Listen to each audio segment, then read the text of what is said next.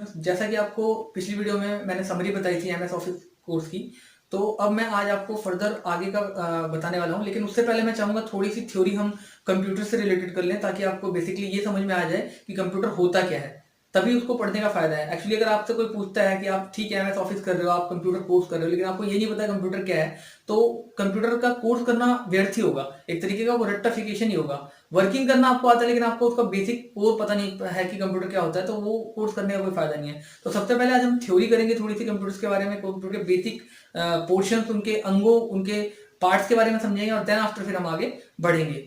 तो उम्मीद करता हूँ आपको ये मेरी वीडियो पसंद आएगी, और अगर वीडियो पसंद आए तो प्लीज लाइक, कमेंट, शेयर और सब्सक्राइब ना करना भूलें। और सब्सक्राइब करते वक्त भी बगल वाले बेल आइकन को जरूर दबाएं, और बेल आइकन को दबाते वक्त भी, जैसा कि मैं हर वीडियो में बताता हूँ, नोटिफिकेशन जो आती है आपको वो 3 प्रकार की आती हैं। या तो आप नॉन रख सकते हैं, या तो आप पर्सनलाइज, या फिर ऑल रख सकते हैं। तो कृपया करके आप ऑल रखें अगर आपको मेरी सारी वीडियोस की नोटिफिकेशन अपने इनबॉक्स में डायरेक्टली चाहिए। तो चलिए बिना देरी किए शुरू करते हैं। कंप्यूटर होता है, कंप्यूटर बेसिकली एक मनुष्य के द्वारा बनाया हुआ एक यंत्र है। अगर मैं इसको और अच्छी तरीके से समझाना चाहूँ, क्योंकि कंप्यूटर आपको पता है ज्यादातर कोर्सेज इंग्लिश मीडियम में ही होते हैं, तो आपको हिंदी के वर्ड शायद इतने बेटर समझ में ना आए, इसलिए मैं यहाँ पे थोड़ा सा मिक्स वर्ड्स यूज करूंगा।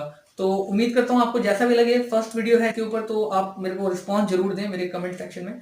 तो जो आपका कंप्यूटर होता है वो बेसिकली मैन मेड एक इलेक्ट्रॉनिक डिवाइस है, जो कि बेसिकली 4 फंक्शन परफॉर्म करने के लिए यूज होता है। पहला इनपुट, दूसरा प्रोसेसिंग, और तीसरा स्टोरेज, और चौथा फिर आउटपुट। इन सबका मैं मतलब आपको डिटेल में बता रहा हूँ, बट एक एक करके इसको अच्छी तरीके से समझ लेते हैं। सबसे पहले आप बात करते हैं इनपुट की। जैसा कि दोस्तों नाम से पता चल रहा है, इनपुट वर्ड 2 वर्ड से मिलकर बना है, इन और पुट। इन मतलब होता है अंदर, और पुट मतलब डालना। तो कंप्यूटर के अंदर हम अगर कुछ भी इंसर्ट करते हैं, कुछ भी डालते हैं, तो वो इनपुट करना कहलाता है। और इसके लिए सबसे ज्यादा कॉमन जो डिवाइस है उसको बोलते हैं कीबोर्ड। और कीबोर्ड आपको पता ही है, बेसिकली डिस्कशन करेंगे कितने टाइप के होते हैं, बट अभी मैं फिलहाल के लिए इतना बताता हूँ, कीबोर्ड 2 प्रकार के होते हैं। तो आपका जो कीबोर्ड होता है वो कंप्यूटर में कुछ भी इंसर्ट करने के लिए यूज होता है। ऐसे और भी डिवाइसेज हैं, लेकिन कीबोर्ड में एक एग्जांपल दे रहा हूं आपको। तो कीबोर्ड हो गया आपका, जिससे हम कंप्यूटर के अंदर कुछ डालते हैं। तो जब भी हम कंप्यूटर के अंदर कुछ डालते हैं उसको हम इनपुट बोलते हैं। फिर अगला जो स्टेप होता है वो होता है स्टोरेज का। कंप्यूटर की जो मेमोरी है उसमें हम जो कुछ भी स्टोर करते हैं वो हम हार्ड डिस्क या रैम वगैरह में यूज करते हैं। वो कैसे करते हैं सब डिटेल में समझेंगे इसी वीडियो में, लेकिन फिलहाल हम ये समझ लेते हैं कि कंप्यूटर बेसिकली वर्क कैसे करता है। तो स्टोरेज के लिए हम हार्ड डिस्क और रैम वगैरह का यूज करते हैं, जो कि कंप्यूटर में डेटा स्टोर होता है, वीडियोस, पिक्चर्स, फाइल्स, एक्सेट्रा जो भी है। फिर हम बात करते हैं, अगला जो स्टेप है वो है प्रोसेसिंग। तो जो भी कंप्यूटर में हम डाटा इनपुट करते हैं, यानी जो हम डालते हैं, जैसे हमने डाला 2+2, तो 2 आपने कीबोर्ड से दबाया, प्लस दबाया, और फिर 2 दबाया।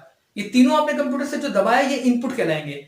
और जब वो कंप्यूटर में जाएंगे तो कहीं ना कहीं जाके रैम में स्टोर होंगे, और रैम फिर उसको देन प्रोसेस करके, और सीपीयू वगैरह के थ्रू, और प्रोसेसर वगैरह के थ्रू, और फिर आपको आउटपुट के रूप में चाड़ेगी। तो जो बाहर रिजल्ट आपकी स्क्रीन पे दिखाई पड़ता है मॉनिटर पे 4, वो आपका आउटपुट कहलाएगा। यानी आपने जो डाला है वो इनपुट है, जो इनपुट आपने डाला वो कहीं ना कहीं जाके स्टोर होता है, जो कि रैम में हो रहा है। फिलहाल विदाउट सेव किया आपका रैम में स्टोर हो रहा है, और रैम में स्टोर होने के बाद जो आपका डाटा आप इकट्ठा देख पाते हो अपने स्क्रीन पे, 4 जो आपका इस केस में रिजल्ट आया है वो आपका आउटपुट है। इस बीच में स्टोरेज डिवाइस का एक ही काम है कि वो उसको स्टोर कर लेती है। क्योंकि जाहिर सी बात है, अगर मैं भी आपको बोलूं कि 3675 और 5732 कोई तुरंत जोड़ के बताएं, तो आप भी नहीं बता पाएंगे। आप इसको कहीं ना कहीं कॉपी पे लिखेंगे, अपने माइंड में स्टोर जरूर करेंगे। तो इतनी बात आप समझ लें कि कंप्यूटर्स में डाटा को प्रोसेसिंग कराने के लिए, यानी उस पर वर्क करने के लिए, उसको सॉल्व करने के लिए, किसी भी तरह की प्रॉब्लम को सॉल्व करने के लिए आपको सबसे पहले उसको कहीं ना कहीं स्टोर करना पड़ता है। तो देखिए स्टेप्स कुछ इस तरीके के हैं। पहले डाटा कंप्यूटर के अंदर जाता है, जैसा कि आप स्क्रीन पे देख पा रहे होंगे।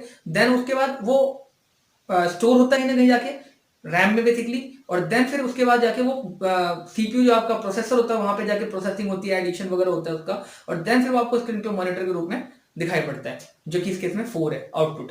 तो input, then storage, then process, और देन फिर आउटपुट, ये 4 कंप्यूटर के बेसिक फंक्शंस होते हैं। तो कंप्यूटर एक मैन मेड इलेक्ट्रॉनिक डिवाइस है, जो बेसिकली इनपुट, स्टोरेज, प्रोसेस और आउटपुट, ये 4 फंक्शन परफॉर्म करता है। इसके अलावा भी कंप्यूटर्स के आज के टाइम में बहुत हाइब्रिड वर्क्स हो गए हैं, बहुत सारे डिफरेंट वर्क्स हो गए हैं। बट बेसिकली अगर मैं आपको एक बात बोलूं कि बेसिक वर्क्स की बात करूं, तो कंप्यूटर ये 4 बेसिक वर्क्स करता है। इसके अलावा कंप्यूटर बहुत सारी काम करता है, जैसे आपके लिए एंटरटेनमेंट करता है, आप उसमें गेम्स खेल सकते हैं, म्यूजिक सुन सकते हैं, वीडियो देख सकते हैं, एक्सेट्रा। ऐसे बहुत सारे काम है। लेकिन अगर बेसिकली मैं बात करूं तो आज कंप्यूटर हर फील्ड में यूज हो रहा है, और बेसिकली इसका मेन जो फंक्शन है वो ये 4 फंक्शन है। तो आशा करता हूं आपको ये समझ में आ गया होगा। कंप्यूटर एक मैन मेड इलेक्ट्रॉनिक डिवाइस है, जो आपके लिए 4 फंक्शन इनपुट, स्टोरेज, प्रोसेस और आउटपुट परफॉर्म करता है। इसके बाद हम बात करते हैं कंप्यूटर कितने प्रकार के होते हैं। तो दोस्तों कंप्यूटर बेसिकली 5 प्रकार के होते हैं, लेकिन उससे भी पहले हम ये पढ़ लेते हैं कि कंप्यूटर कितने कैटेगरीज में डिवाइड किए जा सकते हैं। तो कंप्यूटर अगर हम बात करते हैं कितनी कैटेगरीज में डिवाइड किए जा सकते हैं, तो कंप्यूटर आपके दो कैटेगरीज में डिवाइड किए जा सकते हैं, सॉफ्टवेयर और हार्डवेयर। सॉफ्टवेयर जो होता है दोस्तों वो आपका बेसिकली कोड, जैसा कि नाम से ही पता चल रहा है सॉफ्ट, तो इसमें कुछ भी ऐसा नहीं होता है कि जिसको हम छू सकें या महसूस कर सकें, बस हम इसको देख सकते हैं। तो आपके कंप्यूटर्स के अंदर जो भी इंटरनल काम आप देखते हो, जो भी इंटरनल आपका वर्क हो रहा है आपके, अगर मैं मोबाइल की बात करूं, मोबाइल भी एक छोटा मोटा कंप्यूटर ही है, तो उसमें जो आपके आइकन्स होते हैं बेसिकली, जैसे कैमरा हो गया या फिर आपका फाइल सिस्टम हो गया, ये सारे जो है आपके वो जो आइकन्स हैं वो आपके सॉफ्टवेयर कहलाते हैं। और सॉफ्टवेयर भी बेसिकली हम डिस्कस करेंगे आगे जाके कितने प्रकार के होते हैं, लेकिन फिलहाल आप इतना समझ लीजिए कि जिन चीजों को आप कंप्यूटर में सिंपल, अगर मैं एक बिल्कुल बेसिक एक बच्चे की तरह आपको समझाने की कोशिश करूं, तो जिन चीजों को कंप्यूटर के अंदर आप छू नहीं सकते हैं वो आपके सॉफ्टवेयर हैं। जैसे कि आप अगर छूते भी हो तो मॉनिटर को छूते हो, लेकिन मॉनिटर के अंदर जो माई कंप्यूटर का आइकन होता है उसको थोड़ी ना छूते हो आप एमएस पेंट को थोड़ी ना छूते हो, आप मॉनिटर की स्क्रीन को छूते हो, आप एक्सेल को थोड़ी ना छूते हो, आप विनवर्ड को थोड़ी ना छूते हो, आप पावर पॉइंट को थोड़ी ना छूते हो, आप टैली को थोड़ी ना छूते हो। ये सारी चीजें हैं, आप समझ पा रहे हैं मैं क्या कहने की कोशिश कर रहा हूँ। कंप्यूटर जो है बेसिकली वो आपका एक ऐसा डिवाइस है जिसमें दो पार्ट्स होते हैं, एक सॉफ्टवेयर और एक हार्डवेयर।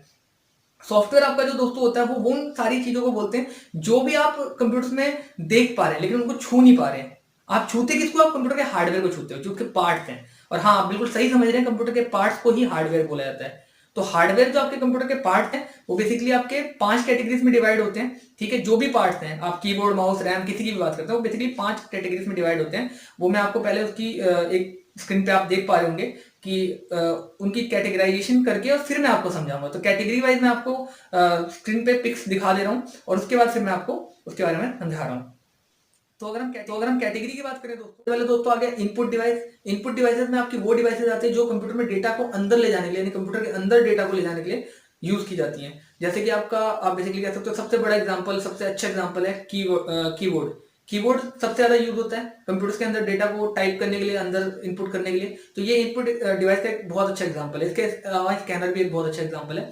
दूसरा हम बात करते हैं आउटपुट डिवाइस की। आउटपुट डिवाइस वो डिवाइस होती है जो कंप्यूटर से बाहर चीजें निकाल के लाती हैं। क्योंकि मैंने आपको स्टार्टिंग में ही बताया था, जैसे इनपुट का मतलब हो गया अंदर ले जाना, वैसे आउटपुट मतलब बाहर निकालना। तो आपका मॉनिटर जो होता है, जिसको आप बेसिकली कह सकते हो आपका जो डेस्कटॉप पीसी होता है, या एलसीडी, आजकल एलईडी भी यूज हो रहे हैं, ये आपका सबसे बड़ा एग्जांपल है जो आपको स्क्रीन पे चीजें दिखाता है।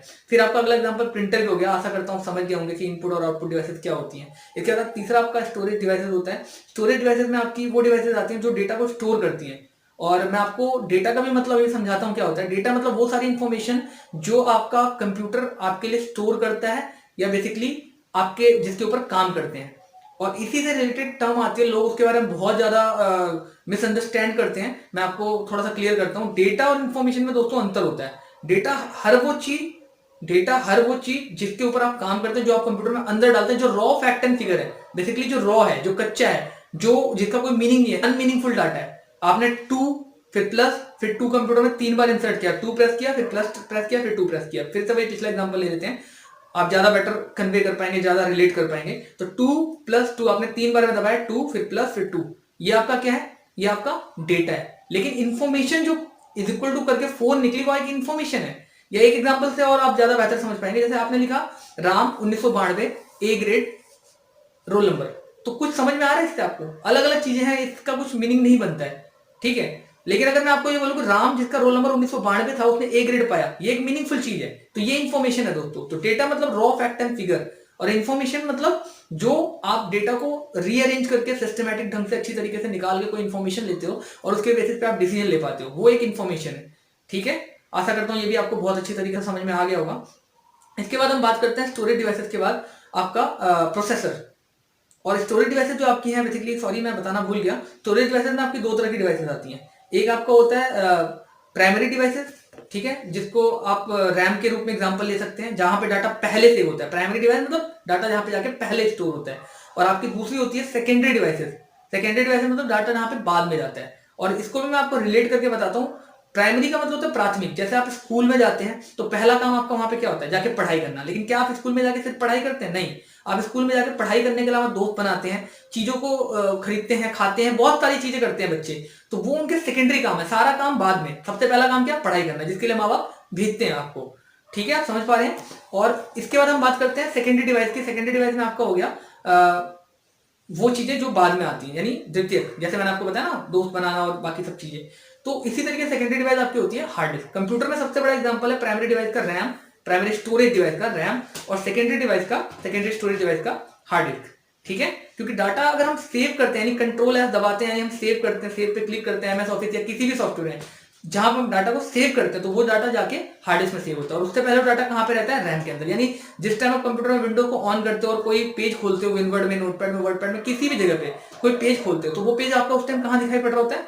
उस टाइम वो पेज कहां स्टोर होता है? आप समझ सकते हैं ना? रैम के अंदर। बिल्कुल सही सोच रहे हैं आप, उस टाइम वो चीज रैम के अंदर होती है। लेकिन जब आप उस चीज को कंट्रोल एस दबा के एमएस ऑफिस के अंदर, विनवर्ड, एक्सेल, पावर पॉइंट, किसी सॉफ्टवेयर में, सब में शॉर्टकट की एक ही होती है, वो आप सेव कर देते हैं। तो सेव करने के बाद वो आपका हार्ड डिस्क में चला जाता है। ठीक है, तो ये आपकी दो तरह की स्टोरेज डिवाइसेस होती हैं, प्राइमरी स्टोरेज डिवाइसेस और सेकेंडरी स्टोरेज डिवाइसेस। आपको स्क्रीन पे फोटो भी दिखाई पड़ रही होगी। साथ ही मैं आपको एक चीज और बता रहा हूं कि इनके बहुत डिफरेंट डिफरेंट नेम्स हैं। प्राइमरी स्टोरेज डिवाइस को, यानी रैम को, आपके वोलेटाइल मेमोरी भी बोला जाता है, और इसके अलावा इसको टेम्परेरी मेमोरी भी बोलते हैं। मैं आपको बताना भूल रहा था, बट आपको टेम्परेरी मेमोरी स्टोरेज भी डिवाइस बोलते हैं। इसको भी आप नोट डाउन करके रख लें कहीं पे, क्योंकि देखिए मैं तीनों का मतलब बताता हूं, ऐसा बोला भी होता है। वोलेटाइल का मतलब होता है ब्लैंक। अभी मैं सेकेंडरी पे भी आ रहा हूं, लेकिन आप पहले प्राइमरी का मतलब समझ लीजिए अच्छी तरीके से। प्राइमरी डिवाइस मतलब क्योंकि डाटा पहले जाता है। वोलेटाइल इसलिए बोला जाता है क्योंकि ये ब्लैंक हो जाती है। यानी रैम का एक फीचर होता है, जब तक उसके अंदर डेटा है, जब तक कंप्यूटर ऑन है तब तक उसके अंदर डेटा है, जब तक आपने उसको रखा है। जैसे ही आप कंप्यूटर ऑफ करते हो, वो डेटा को अपने अंदर से रिमूव कर देता है। क्योंकि आपको जहां तक पता होगा, सबको कंप्यूटर में रैम 2 या 4 जीबी आती है, जबकि हार्ड डिस्क हजार हजार जीबी भी आती है, 1 टीबी, 2 टीबी, जितनी आप खरीदना चाहो। तो चूंकि रैम बहुत फास्ट होती है, उसमें डाटा जो प्रोसेस करवाना होता है केवल वही कंप्यूटर के अंदर रखा जाता है। बाकी जो डाटा होता है सेव करने के बाद हार्ड डिस्क में चला जाता है।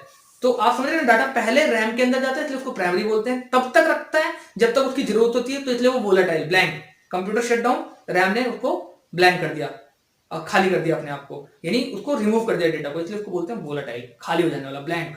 ठीक है, और तीसरा इसको जो बोलते हैं टेम्परेरी, क्योंकि डाटा को टेम्परेरी रखता है। आप समझ पा रहे होंगे मैं क्या कह रहा हूं। और इसके बाद हम बात करते हैं आपका ये सेकेंडरी स्टोरेज डिवाइस, जो कि आपकी हार्ड डिस्क एग्जांपल है। रोम भी इसका एक एग्जांपल है।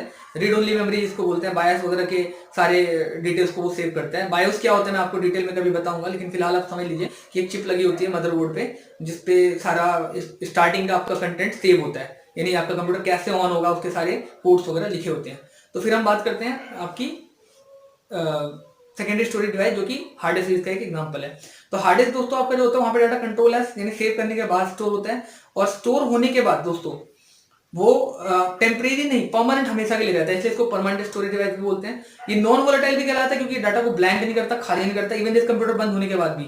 और यही रीजन है कि एक बार आप अपने कंप्यूटर में विंडो डाल देते हो, उसके बाद कंप्यूटर को ऑन करते हो, तो वो डायरेक्ट कहां से ऑन होती है? आपके हार्ड डिस्क से लोड लेती है। या फिर आप कोई वीडियो, कंप्यूटर, आपने सब कुछ देखा होगा, म्यूजिक, कुछ भी आपने कंप्यूटर में सेव किया हुआ है, वो आपका लास्ट, जब तक आप उसको डिलीट नहीं कर देते खुद, तब तक वो स्टोर रहता है।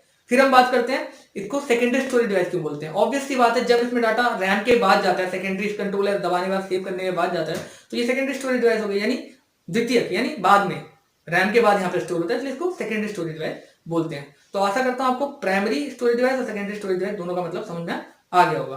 अब हम बात करते हैं चौथा हमारा जो है वो है प्रोसेसर। प्रोसेसर के बारे में थोड़ा सा डिस्कस कर लेते हैं कि प्रोसेसर क्या होता है, कैसे वर्क करता है, एक्सेट्रा। तो देखिए, प्रोसेसर को बेसिकली 3 पार्ट्स में डिवाइड कर सकते हैं। एक एएलयू होता है, जिसको अर्थमेटिकल लॉजिकल यूनिट बोलते हैं, आप स्क्रीन पे देख पा रहे होंगे। दूसरा आपका सीयू होता है, कंट्रोल यूनिट बोलते हैं। तीसरा आपका एमयू या मेमोरी यूनिट होता है। तो जो कंप्यूटर में प्रोसेसर होता है, आपको जिसको आपको शायद पता होगा, कंप्यूटर का ब्रेन भी बोलते हैं, सबसे मोस्ट सेंसिटिव और मोस्ट इंपॉर्टेंट पार्ट है कंप्यूटर का प्रोसेसर। तो प्रोसेसर जो है दोस्तों, वो बेसिकली मैं आपको थोड़ा सा स्टार्टिंग से बताना चाह रहा हूँ कि इसकी जनरेशन होती है। बेसिकली अभी प्रोसेसर की जो करंटली जनरेशन चल रही है, 8th चल रही है, और 9th भी आने वाली है। लेकिन मैं आपको एक चीज बताने की कोशिश कर रहा हूँ कि जो प्रोसेसर है बेसिकली, वो जनरेशन में सिर्फ चिप का जो साइज है ना, वो छोटा हो जाता है, और कुछ नहीं होता। प्रोसेसिंग पावर उसकी वही रहती है, बस चिप का साइज छोटा कर देते हैं, और उसके हिसाब से उसकी गीगाहर्ट्ज में स्पीड्स होती हैं, कईयों की मेगाहर्ट्ज में भी होती है, वो अलग अलग प्रोसेसर की अलग अलग स्पीड होती है। खैर, हम यहाँ पे वर्किंग की बात करते हैं, तो वर्किंग समझ लेते हैं, क्योंकि इससे वीडियो और बहुत ज्यादा लंबी हो जाएगी। तो मेरे कहने का मतलब है, पहले आप समझिए कि कंप्यूटर में प्रोसेसर रोल क्या प्ले करता है। देखिए, जैसे हमारे दिमाग में ब्रेन है, ब्रेन सारे इंस्ट्रक्शंस हमें देता है, सारी कैलकुलेशन हमें क्या करना है, कैसे करना है, हैंडल करता है। जस्ट लाइक प्रोसेसर है, कंप्यूटर में कोई भी डेटा गया, उस डेटा के साथ क्या प्रोसेसिंग करना है, कैसे करना है, किस टाइम किसको क्या काम देना है, सारा प्रोसेसर हैंडल करता है। तो चूंकि ये बहुत ज्यादा इंपॉर्टेंट ऑर्गन है कंप्यूटर का, इसलिए बहुत ज्यादा सेंसिटिव भी है। पहले जो चिप्स आती थी कंप्यूटर की, वो पिन वाली आती थी, यानी जो प्रोसेसर होता था, आप स्क्रीन पे देख पा रहे हो, में पिन लगी होती थी। तो पिन लगी होती थी, तो वो पिन ना जब हम सेट करते थे कंप्यूटर के प्रोसेसर के चिप के ऊपर, जहाँ मदरबोर्ड पे चिप होती है कंप्यूटर के प्रोसेसर की, मदरबोर्ड की भी फोटो आप ऊपर देख पा रहे होंगे, तो उस पर जब हम सेट करते थे उस पे प्रोसेसर को, तो वो पिनें टूट जाती थी क्योंकि उनमें पिंस लगी होती थी। तो एक सिंगल पिन के टूटने से भी प्रोसेसर खराब हो जाता था, और उसमें कहीं ना कहीं पहले थोड़ा बहुत गोल्ड भी यूज होता था। आपको जान के हैरानी होगी, हाँ, लेकिन पहले कंप्यूटर के प्रोसेसर में गोल्ड भी यूज होता था, और इस वजह से उसकी चोरी भी बहुत होती थी और बहुत ज्यादा नुकसान होता था, उसके पिन टूटने के बाद प्रोसेसर वेस्ट हो जाता था। तो इसलिए अब उसकी जगह पे हम सिलिकन का यूज करते हैं। आप समझ पा रहे हैं मैं क्या बोल रहा हूँ? उसकी जगह हम सिलिकन का यूज करते हैं, जो कि हीट का अच्छा एब्जॉर्बर होता है, जल्दी गर्म होने पर भी पिघलता नहीं है या खराब नहीं होता है। और अब हम पिनलेस यानी विदाउट पिन के प्रोसेसर को यूज करते हैं, वो भी आप स्क्रीन पे देख पा रहे होंगे, उसकी भी फोटो मैं आपको दिखा रहा हूँ। जो भी मैं आपको बता रहा हूँ दोस्तों, बार बार बोलना अच्छा नहीं लगता, आप भी समझ पा रहे होंगे, स्क्रीन पे आपको चीजें दिखाई पड़ रही होंगी, आप और बेटर तरीके से समझ पा रहे होंगे उसकी मदद से। और अगर फिर भी आपको कोई दिक्कत आ रही है, प्लीज मैं बार बार आपको बोल रहा हूँ, कमेंट सेक्शन में आप बताइएगा। तो प्रोसेसर अब पिनलेस आ रहे हैं, उससे क्या होता है कि नीचे पिन लगी होती है, प्रोसेसर को हम उसके ऊपर सेट कर देते हैं और उनको लगाना आसान होता है। लगाने के लिए 2 कट भी आते हैं, आप उनसे भी लगा सकते हैं। और बाकी ये सब तो हार्डवेयर की क्लासेस की बात है, फिलहाल हम अपने टॉपिक पे टिकेंगे। तो मैं आपको ये बताना चाहता हूँ कि प्रोसेसर काम कैसे करता है। तो प्रोसेसर में 3 यूनिट होती है, एएलयू, सीयू और एमयू। एएलयू का फुल फॉर्म है अर्थमेटिकल लॉजिकल यूनिट, सीयू का फुल फॉर्म है कंट्रोल यूनिट, और एमयू का फुल फॉर्म है मेमोरी यूनिट। तो जो आपका एएलयू है उसमें भी 2 पार्ट्स होते हैं, अर्थमेटिकल यूनिट और लॉजिकल यूनिट। अर्थमेटिकल यूनिट का जो आपका होता है वो आपके मैथमेटिकल रिलेटेड सारे प्रॉब्लम को सॉल्व करता है। समझ पा रहे हैं आप मैं क्या बोल रहा हूँ? मैथमेटिकल रिलेटेड सारे प्रॉब्लम को सॉल्व करता है, यानी plus minus multiply divide etcetera को, ठीक है। और जो लॉजिकल यूनिट है वो greater than equal to, smaller than equal to, समझ रहे हैं? होता है ना वो निशान जो चिड़िया की चोंच की तरह होता है, आपको स्क्रीन पे भी दिखाई पड़ रहा होगा, greater than equal to, smaller than equal to, आपका ये equal to, greater than, smaller than, question mark, ये सारी चीजों को सॉल्व करता है। जैसे अगर मैं आपको एग्जांपल देकर समझाने की कोशिश करूँ, तो राम सीता से बड़ा है कि नहीं? अगर राम की उम्र 3 साल है और सीता की उम्र 2 साल है, तो राम सीता से बड़ा है कि नहीं, ये कंपेयर करके कौन बताएगा? प्रोसेसर का लॉजिकल यूनिट बताएगा। समझ पा रहे हैं क्या बोल रहा हूं मैं? आशा करता हूं समझ पा रहे होंगे। इसके बाद हम बात करते हैं कंट्रोल यूनिट की। कंट्रोल यूनिट दोस्तों जस्ट लाइक मैनेजर होता है, वो प्रोसेसर का कंट्रोल यूनिट ही कंट्रोल करता है कि किस टाइम किस हार्डवेयर पार्ट को क्या काम देना है, कितने टाइम में कितना चीजों को, यानी उन चीजों को मैनेज कैसे करना है। कंट्रोल यूनिट ये करता है कि मान लो आपने फेसबुक, म्यूजिक और गूगल सब खोल रखा है, तो किस टाइम पे फेसबुक को कितना पावर देना है, किस टाइम पे गेम को कितना देना है, किस टाइम पे म्यूजिक पे कितना एनर्जी लगाना है, हार्डवेयर पार्ट को कितना किसको इन्वॉल्व रखना है, वो काम आपका कंट्रोल यूनिट करता है। और लास्ट है दोस्तों आपका मेमोरी यूनिट। कंप्यूटर में छोटे छोटे मेमोरी यूनिट्स भी होते हैं जिनको रजिस्टर्स बोलते हैं। सबसे फास्ट डेटा प्रोसेसिंग जो कंप्यूटर्स करते हैं वो रजिस्टर्स के अंदर ही होता है, मतलब जो डाटा होता है आपका। जैसे अगर आप बार बार कोई सॉन्ग सुन रहे हैं या बार बार कोई म्यूजिक देख रहे हैं या कोई वीडियो देख रहे हैं, तो वो चीज कंप्यूटर अपने रजिस्टर्स के अंदर सेव कर लेता है। और उससे होता क्या है कि जब भी आप उस म्यूजिक को प्ले करते हैं तो कंप्यूटर सबसे पहले उसको कहाँ ढूंढता है? अपने रजिस्टर्स में, और वो चीजें तुरंत यूं फटाक से मिलती है। और इसीलिए जो चीजें हमारे लिए सबसे ज्यादा इंपॉर्टेंट होती है उनको कोशिश किया जाता है कि कंप्यूटर रजिस्टर्स में रखे, इस तरीके से उनकी प्रोग्रामिंग करके उनको बनाया जाता है। ठीक है, आशा करता हूं आपको प्रोसेसर के बारे में भी समझ में आ गया होगा। इसके बाद आपका बेसिकली फिर से एक बार समरी दे देता हूं। ये आपका जो प्रोसेसर होता है इसमें 3 यूनिट्स होती हैं, अर्थमेटिकल यूनिट और लॉजिकल यूनिट, जो कि कंबाइंड होती है। अर्थमेटिकल यूनिट आपका प्लस माइनस मल्टीप्लाई डिवाइड करता है। लॉजिकल यूनिट जो आपका होता है, यानी अर्थमेटिकल यूनिट सारी प्लस माइनस मल्टीप्लाई यानी मैथमेटिकल फंक्शन प्ले करता है। लॉजिकल यूनिट आपका greater than equal to, smaller than equal to, यानी लॉजिकल फंक्शन परफॉर्म करता है। आपका फिर जो आपका जो कंट्रोल यूनिट होता है, ये आपका चीजों को मैनेज करता है, फंक्शंस कंट्रोल करता है, प्रोसेसर के किस टाइम पे कितना काम करना है, किससे क्या काम करवाना है। और आपका जो मेमोरी यूनिट होता है, रजिस्टर, जो आपके कंप्यूटर्स की मेमोरी में सबसे फास्टर मेमोरी यूनिट होती है, सबसे फास्ट एक्सेसिबल होती है। तो प्रोसेसर क्या करता है, जिन चीजों का आप बार बार प्ले करते हो उनको उसमें स्टोर कर लेता है, ताकि आप अगर उन चीजों को ढूंढो तो सबसे पहले वो उसमें ढूंढ के आपको फटाक से वो चीज दे दे। इसके बाद आपके लास्ट जो हार्डवेयर में लास्ट यूनिट होती है वो होती है रिमूवेबल या पोर्टेबल डिवाइसेस। लास्ट कैटेगरी आपको, फिर मैं इसके बाद आपको एक समरी भी देता हूं, लेकिन फिलहाल आप पहले 5th नंबर की जो आपकी पोर्टेबल डिवाइसेस हैं वो उसके बारे में समझ लें। तो रिमूवेबल डिवाइसेस, जैसा कि नाम से पता चल रहा है दोस्तों, रिमूवेबल, रिमूव करने वाली डिवाइसेस, जिन चीजों को हम रिमूव कर सकते हैं यूज करके। इसका सबसे बड़ा एग्जांपल है आज की डेट में pen drive, USB, universal serial bus full form होती है पेन ड्राइव की। तो यूएसबी इसका एक बेसिकली आप कह सकते हो उदाहरण है सबसे अच्छा।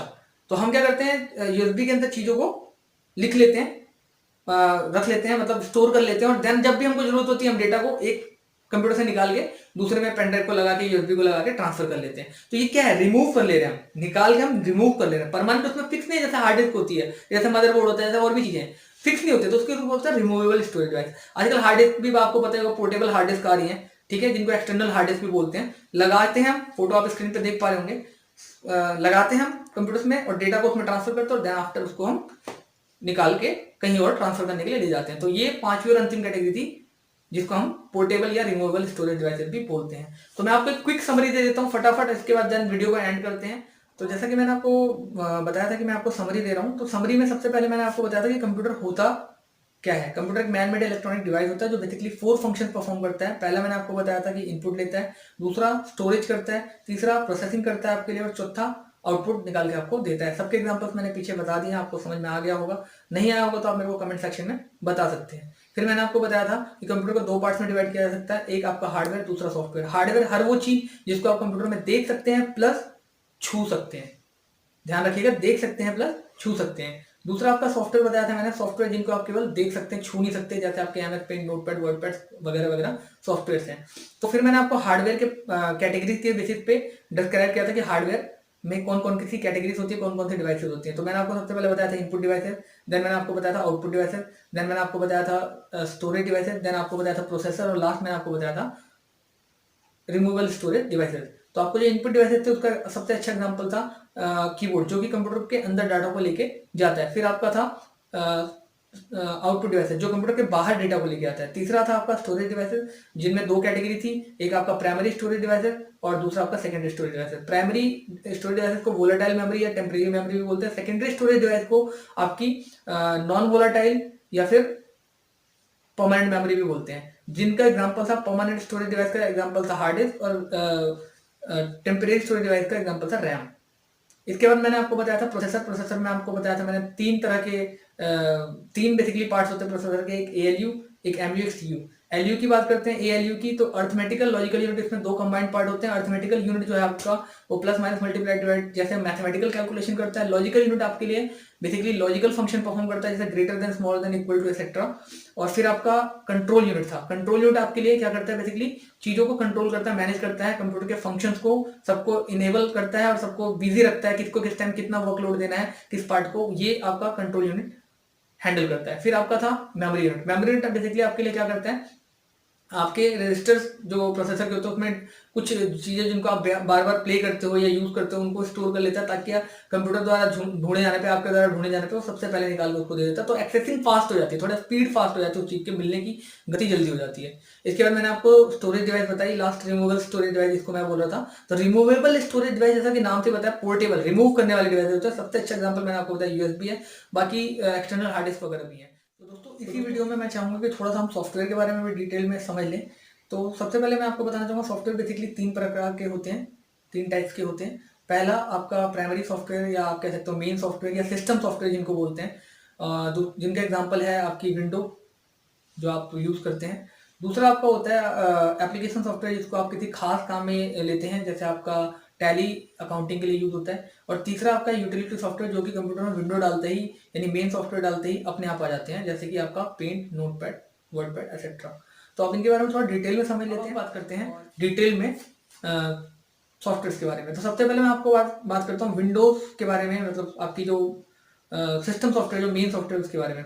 दोस्तों इसको मैं बहुत अच्छे एग्जांपल के थ्रू एक बताना चाहूंगा। जैसे आप मान के चलिए कि कोई नवजात शिशु पैदा होता है, कोई बच्चा पैदा होता है, तो उस बच्चे के अंदर क्या चीज नहीं होती है कि वो एक समझ लीजिए रिस्पॉन्स नहीं करेगा।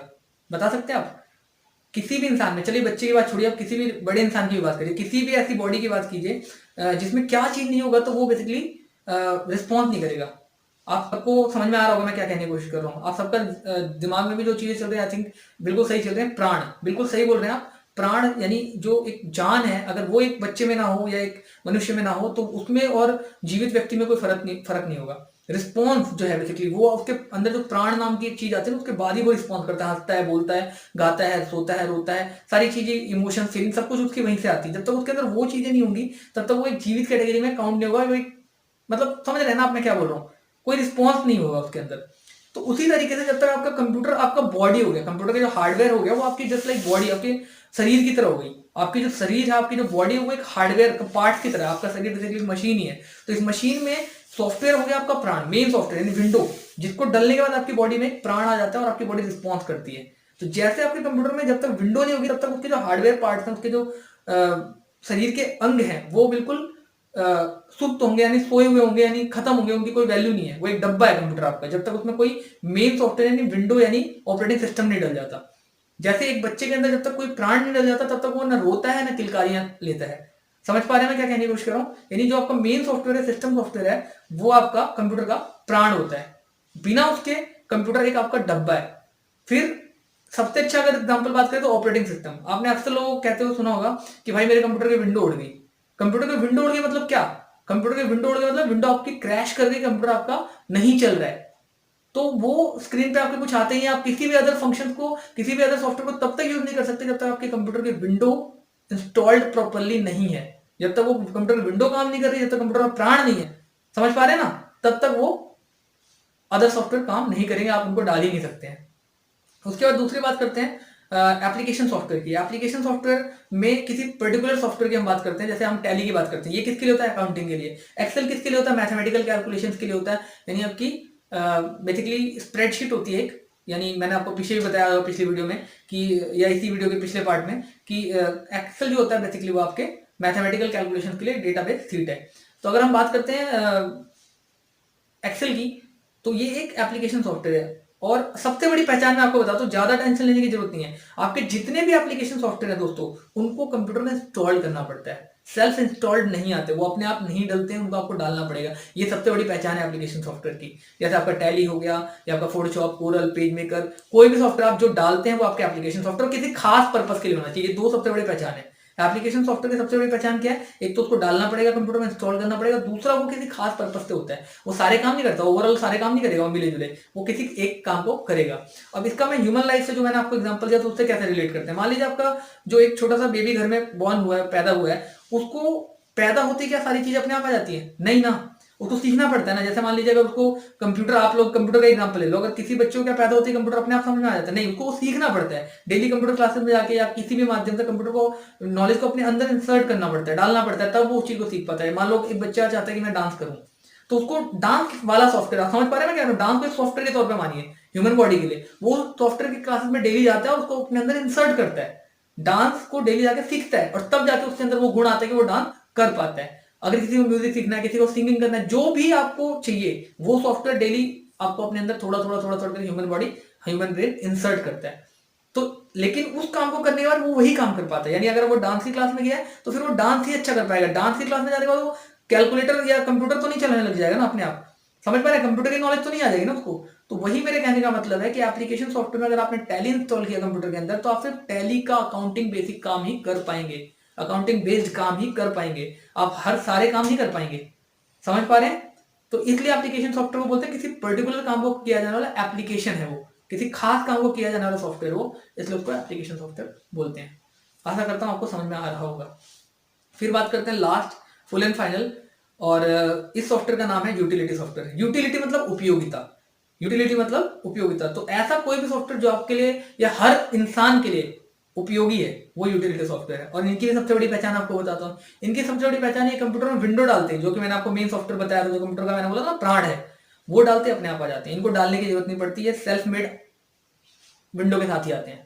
जैसे आपका पेंट हो गया, एमएस पेंट जिसको बोलते हैं, आपका नोटपैड हो गया, आपका वर्ड पैड हो गया, कैलकुलेटर हो गया, कंट्रोल पैनल, ये जितने भी फंक्शन है ये ऑटोमेटिकली विंडो डालो आप, इसके साथ इंसर्ट हो जाएंगे। आप चेक कर लेना, मैं आपको गारंटी बोलता हूँ, जब आप कंप्यूटर में विंडो डालेंगे ऑटोमेटिकली ये सारी चीजें आपको पहले से मिलेंगी। और आगे आने वाली क्लास में मैं ये भी बताने वाला हूँ कि किस तरीके से इनको ओपन करते हैं, और फिर हम पूरा कोर्स ही करने वाले हैं। ये एक फर्स्ट वीडियो मैंने आपके लिए एक दो वीडियो से स्टार्टिंग में इसलिए बनाई है ताकि आप कंप्यूटर का बिल्कुल बेसिक फंडामेंटल स्ट्रक्चर समझ जाएं, आप ये समझ जाएं कि कंप्यूटर में पार्ट्स क्या क्या होते हैं और किस किस तरीके से परफॉर्म करते हैं, तब किसी कोर्स को करने का फायदा है। जैसे कि मैंने आपको स्टार्टिंग में भी बताया था कि अगर आपको यही नहीं पता कि कंप्यूटर होता क्या है, वो कैसे काम करता है, तो आपके आगे कोर्सेज करने वेस्ट है। कोई भी आपके ऊपर हंसेगा कि यार आप कंप्यूटर के कोर्सेज कर रहे हो लेकिन आपको ये नहीं पता कंप्यूटर वर्क कैसे करता है, कंप्यूटर होता क्या है। तो इसलिए मैंने आपको पहले इसकी इंट्रोडक्शनल थ्योरी क्लास दी है। आशा करता हूँ आपको एक वीडियोस के थ्रू समझ में आ रहा होगा, और मैंने इसका इंट्रोडक्शन दिया होगा वो आपको अच्छी तरीके से समझ में आया होगा। और अगर आपको फिर भी कोई प्रॉब्लम आती है तो मैंने जो पिक्स आपको स्क्रीन पे शेयर की है, आशा करता हूँ उससे और बेहतर तरीके से आप समझ पा रहे होंगे। लेकिन अगर फिर भी आपको कोई प्रॉब्लम आती है तो आप मेरे को कमेंट सेक्शन में रिप्लाई कर सकते हैं। मैं कोशिश करूँगा उसका पूरी तरीके से, अच्छी तरीके से समाधान कर सकूँ और जितनी जल्दी हो सके उतनी जल्दी समाधान कर सकूँ। तो मिलते हैं अगले वीडियो तक। नमस्कार। वीडियो देखने के लिए आपका हार्दिक धन्यवाद। और अगर आपको मेरा चैनल पसंद आता है, मेरे चैनल की वीडियो पसंद आती है, तो आप कृपया करके फिर से दोबारा कहना चाहूँगा, मेरी वीडियोस को प्लीज़ लाइक, कमेंट, शेयर और सब्सक्राइब करें और सब्सक्राइब करते वक्त बगल वाले बेल आइकन में ऑल का बटन जरूर प्रेस करें। तो इसी के साथ वीडियो देखने के लिए हार्दिक धन्यवाद करते हुए मैं आपसे विदा लेना चाहता हूँ। नमस्कार।